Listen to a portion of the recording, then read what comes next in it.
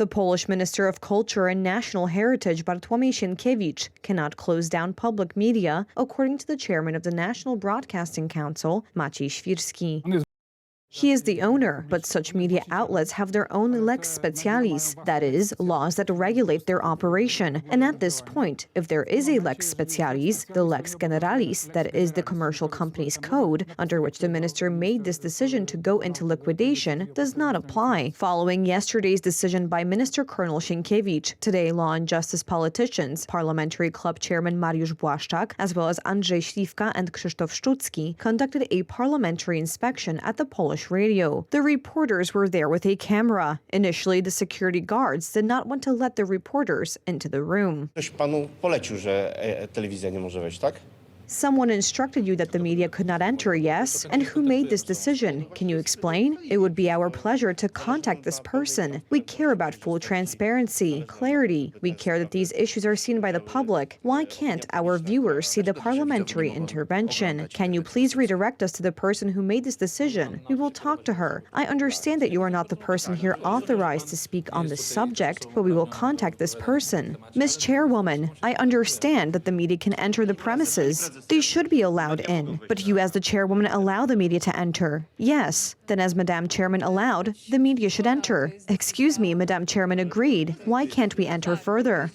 Due to the media not being allowed in, politicians made the decision to stand in the hallway. The president of the Polish radio, Paweł Majcher, who is now responsible for the liquidation of the public broadcaster, appeared on the scene.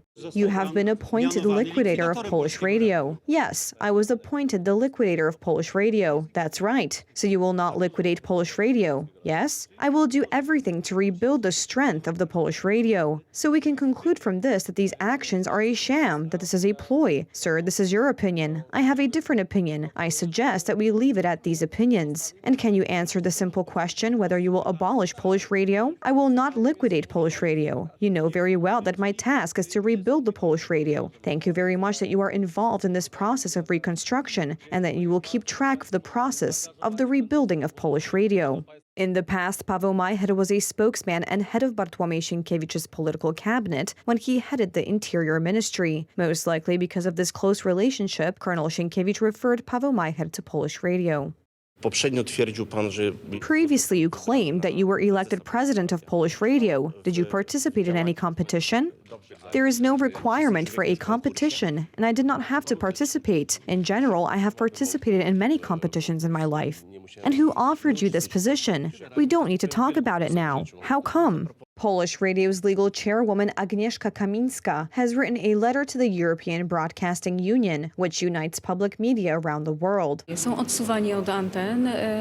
They are being removed from the broadcasts. The directors of the news agency, the portal have been dismissed. They are still employees, but they have decided to go on leave at this time. The topic of public media was also raised today during the Culture and Media Committee. Law and Justice politicians demand Minister Bartłomiej Sienkiewicz to appear before the commission. And we are representatives of our voters, thousands of voters who are concerned about the situation in the public media, who are protesting in the streets, who are writing us various letters with questions that the Minister of Culture should answer. And there is no more current issue to discuss in the state at the moment than this issue, which is causing and will continue to cause more and more public unrest. The Association of Polish Journalists is protesting against the liquidation of public media. We believe that this is a decision that is absolutely irresponsible, even threatening the security of the Polish state and the security of all priceless archival collections that are in these three companies. Law and Justice politicians have ended their parliamentary intervention in the Polish press agency. However, protests in front of the TVP headquarters, both in Warsaw and across Poland, are continuing.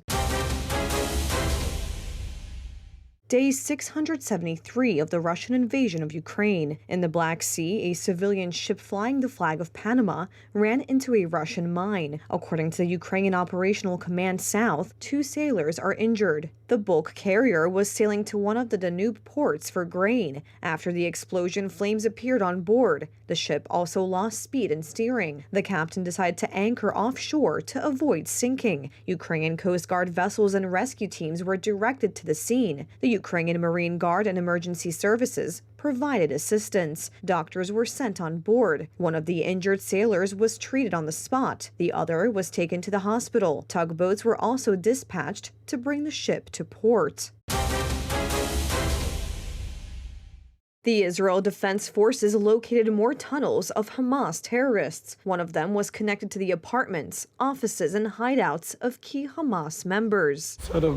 In terms of our operations here, this tunnel supported a Hamas unit, roughly the size of a squad. We know this based on the number of uniforms. We can see detonators and improvised explosive devices ready for use here, face masks, handcuffs, and other equipment used to kidnap and hold prisoners, medical equipment, weapons, and many ammunition stores, mortars, research materials. We also have tunnel building equipment, hammers, shovels, or cables. The black cable you can see comes out of the community center and passes through the house here, leading to the tunnel. The Israel Defense Forces have released a video allegedly showing tunnels discovered near a hospital and school in Gaza. One of the videos shows the entrance to a tunnel shaft near Rantisi Hospital. A statement shared on the Israeli Army's social media account said that 3 tunnels had been located and destroyed.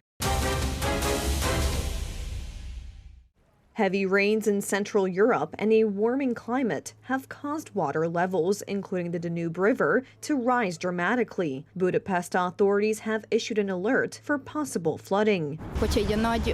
In northern and central Europe, the winter precipitation increase is likely according to the climate models, especially if we follow the pessimistic scenarios. If we look at the bigger picture, we can see that the winter precipitation is growing, and with the rise of temperatures, we will see less snowfall, plus it can melt earlier. Thus, we can assume that in the future, the floods caused by snow melting that used to occur in the spring before could happen earlier, possibly during the winter months. I remember big floods, but not in December. In December, the Danube used to freeze. I remember when I was very young, the ice around the chain bridge had to be broken up with explosions. We have done a lot to ruin our environment, and we are still diligently doing it. All those cars, the warming of the climate.